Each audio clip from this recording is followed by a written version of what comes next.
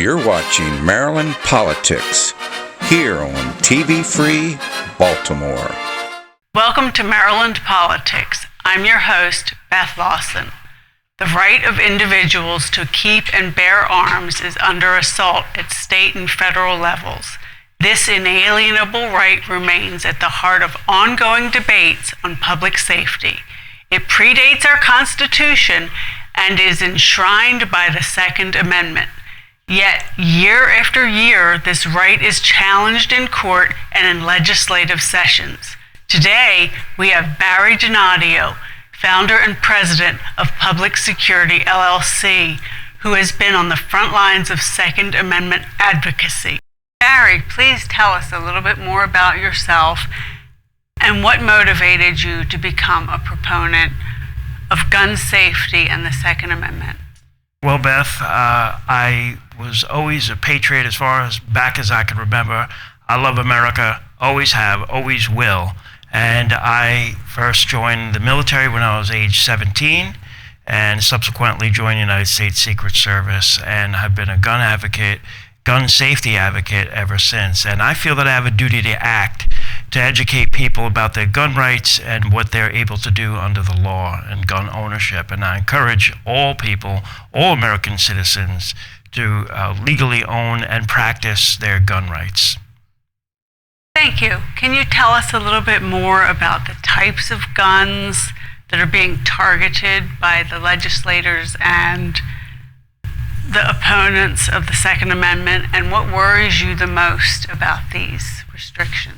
Okay, well, in my opinion, most guns, all guns are under attack because all of our rights are under attack to even have any of the guns. And my concern is when we start to target a constitutional right of ownership, we become a less free country. It's absolutely imperative that we all stand up for our Second Amendment rights, no matter who you are, what side of the aisle you are, and what race, creed, or color you are, because we're all Americans at the end of the day, and we're all afforded the same right of natural defense and to be able to bear firearms uninfringed. What advice do you have for somebody like me who wants to mobilize for more support for gun rights so I can defend myself and my children? I think we have to educate ourselves first. There's a lot of people that are into gun rights that really need to educate themselves so they can educate others. Calling other people's names that doesn't agree with us isn't the path, I think. It's something that's agreed on both sides of the aisle, whether it be Republican or Democrats. I believe that there are people on both sides that agree that they should be able to have the right to defend themselves, defend their homes, their family, their country, without any restriction, and that's what we have to work towards. And then there's always the gun safety aspect. We have to put gun safety into all of this and protection of our children and the proper safety methods. What do you consider proper safety? Well, I think education is the biggest step. People have to know what they're buying. They have to know how to use it, and they have to know how to use it safely. Finger off trigger, for instance, pointing a gun in a safe direction, weapon treated as if it's loaded, even if it isn't loaded. These are just basic things, but people need to understand that. I know that there are a lot of people buying guns and they don't even know how to use them, and that's kind of against the purpose. We need more gun education and more knowledge out there so we could educate others that may disagree with our stance. So would you then suggest that whomever purchases a handgun or whatever type of weapon, gun, that they would take classes to know how to use it safely?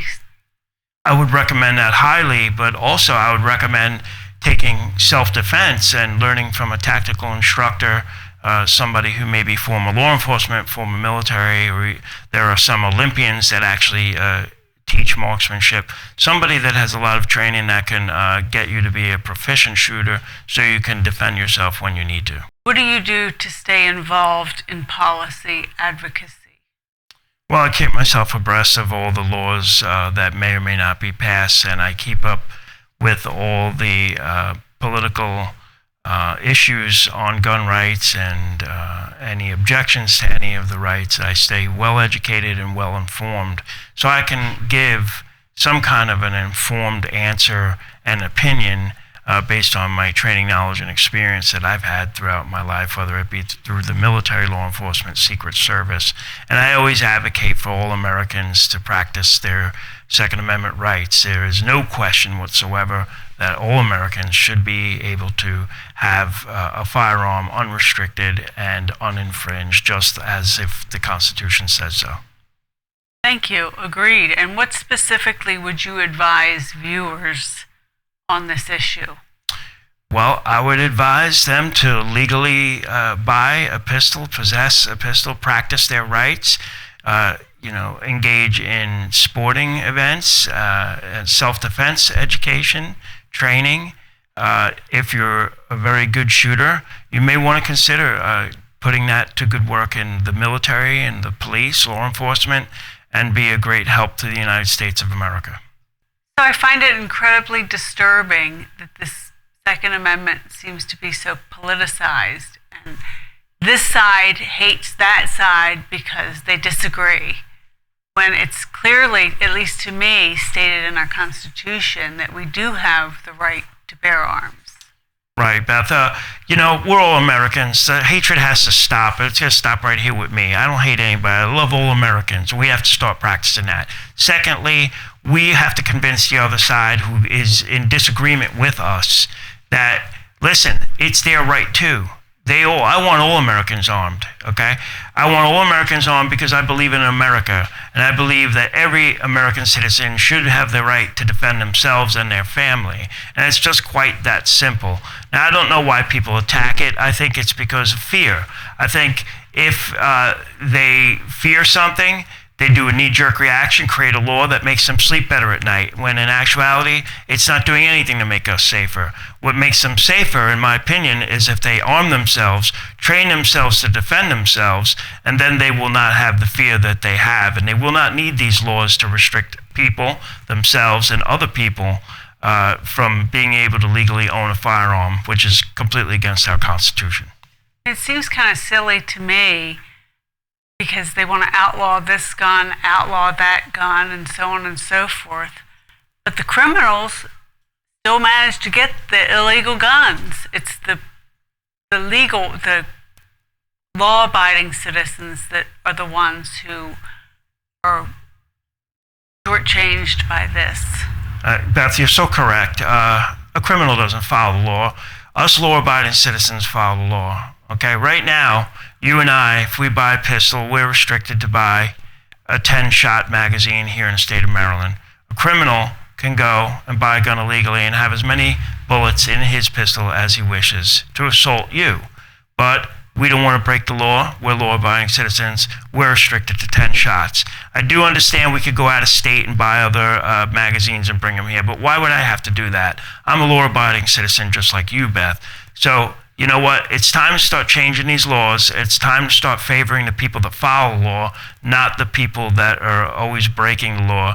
Let's all come together. Let's get some rational, gun laws. If you want gun laws, let's make them rational. Let's not make them completely against law-abiding citizens. And let's come together as Americans. Let's solve this, and let's all practice our Second Amendment rights together.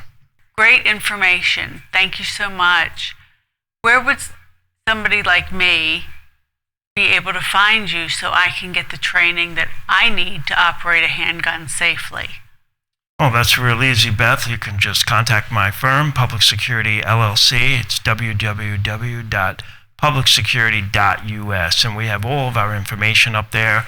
You're always welcome to come and take a class, and we'll take a few extra shots and get you in a self-defense mode and get you shooting the way you need to protect yourself and your family. Well, thank you, Barry. Much appreciated. We hope you have a better understanding of your Second Amendment rights and a better understanding of how we, as a society, can defend ourselves. Thank you for watching Maryland Politics. Find us on YouTube at TV Free Baltimore.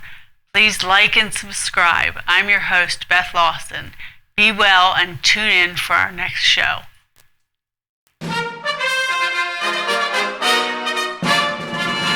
You're watching Maryland Politics here on TV Free Baltimore.